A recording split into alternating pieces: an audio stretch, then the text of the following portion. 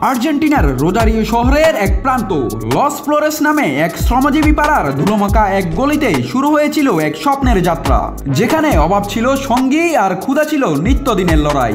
আর সেই গলিতে কখনো ক্ষুধার্ত পেট, কখনো ভাঙা মন নিয়ে বেড়ে উঠেছিলেন আনহেল কোরেয়া।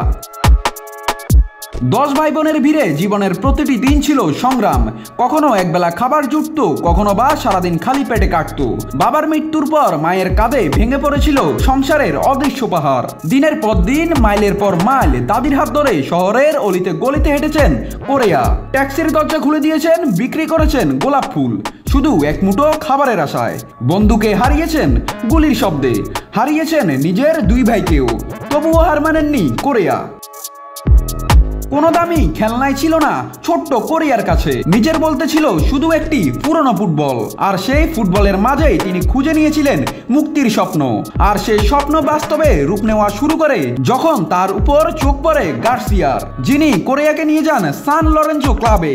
আর সেখানে শুরু হয় তার পেশাদার কেরিয়ার। তারপর আতলেটিকো মাদ্রিদে যোগ দেন 8 মিলিয়ন ইউরোতে। কিন্তু স্বপ্নের পথেও ছিল বড় বাধা।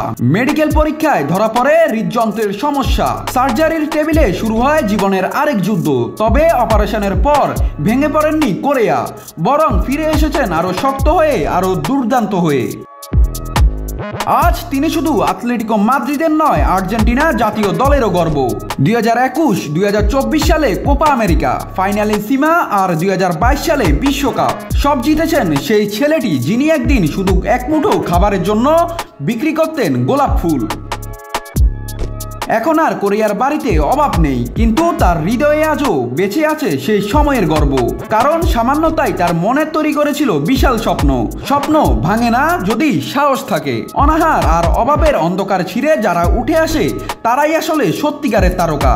আনহেল কোরেয়া তেমনই এক তারকা, তেমনই এক নাম, যিনি শুধু একটা পুরনো ফুটবল দিয়ে জিতে নিয়েছেন পুরো দুনিয়া।